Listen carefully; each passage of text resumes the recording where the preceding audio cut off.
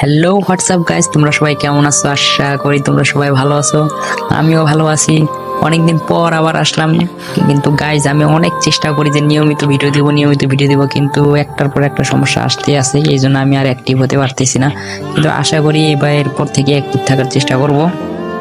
তোমরা আজকের এই ভিডিওটা একটু মনোযোগ দিয়ে স্কিপ না করে ফুল ভিডিও দেখো, আশা করি ভালো লাগবে। বন্ধু মানে কি? বন্ধু মানে কি শুধু ক্লাসে একসাথে বসা? না, বন্ধু মানে এমন একজন মানুষ যার সামনে তুমি ভেঙে পড়লে সে তোমাকে আস্তে আস্তে গড়ে তোলার চেষ্টা করবে। বন্ধু মানে কারো মুখে না বললেও চোখ দেখে বুঝে ফেলা তুই ঠিক নাই। বন্ধু মানে একটা মেসেজ লেখা ভালো আছি, কিন্তু সে জানে তুই একদমই ভালো নেই। সে জোর করে হাসায়, কারণ সে জানে তোমার কান্না লুকানো হাসির পিছনে আছে বুক ভরা কষ্ট।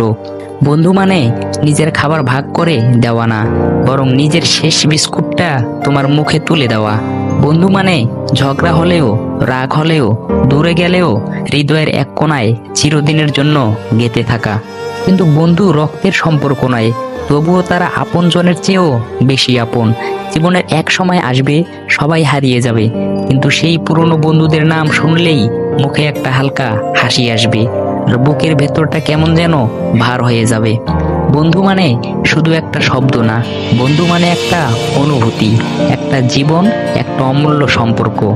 বন্ধুত্ব এটা শুধু একসাথে থাকা বা সময় কাটানো নয়, এটা সেই গভীর সম্পর্ক যেখানে তুমি নিজের সব দুঃখ, সব অভিজ্ঞতা আর সব দুর্বলতা খুলে বলতে পারো কোনো ভয় ছাড়াই।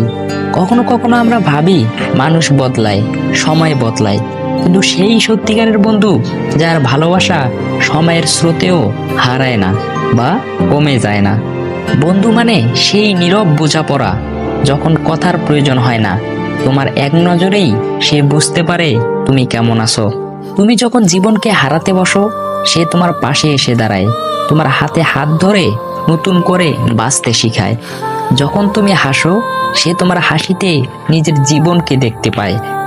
তাই বন্ধুত্ব এক ধরনের আশ্রয়, যেখানে তুমি কেবল একজন বন্ধু নও, তুমি সেই আত্মার অংশ যার জন্য সবকিছু সম্ভব। তোমার জীবনে যদি এমন একজন বন্ধু থাকে যে তোমার ভালো মন্দ বুঝে, তোমার সুখ দুঃখ বুঝে, এবং তোমার বিপদ বোঝার পরও তোমার পাশে এসে দাঁড়ায়, তাহলে এমন বন্ধুকে কখনো হাতছাড়া করো না। কারণ বন্ধুত্ব হলো জীবনের এক অপরিবর্তনীয় সম্পদ, যা কষ্টের দিনে তোমার সবচেয়ে বড় শক্তি। আজ থেকে যতটা সম্ভব তোমার বন্ধুদেরকে সময় দাও, তাদের সাথে কথা বলো, তাদের সাথে সময় কাটাও। কারণ জীবন যেমন অস্থির, তেমনি বন্ধুত্ব একমাত্র স্থির আশ্রয়। বন্ধুত্বের গল্প শেষ হয় না, সে শুধু আরো গাঢ় হয়, আর তোমার জীবনের এক অপরিহার্য অধ্যায় হয়ে থাকে। তো গাইজ, আজকের ভিডিও এই পর্যন্তই। আশা করি ভিডিওটা ভালো লাগছে। তো আমি এরপর থেকে চেষ্টা করবো অ্যাক্টিভ থাকার এবং রেগুলার ভিডিও দেওয়ার। আমি চাই যে সপ্তাহে 2টা করে ভিডিও দিতে, কিন্তু ঘুরে ফিরে দেখা যায় যে ওই 10 দিন 15 দিন হয়ে যায়, তাও ভিডিও দিতে পারি না। তো একটা পর একটা সমস্যা আসতেই থাকে।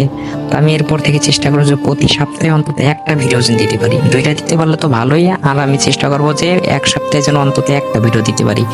পরের ভিডিও আসার আগ পর্যন্ত ভালো থাকবেন, সুস্থ থাকবেন। আল্লাহ হাফেজ।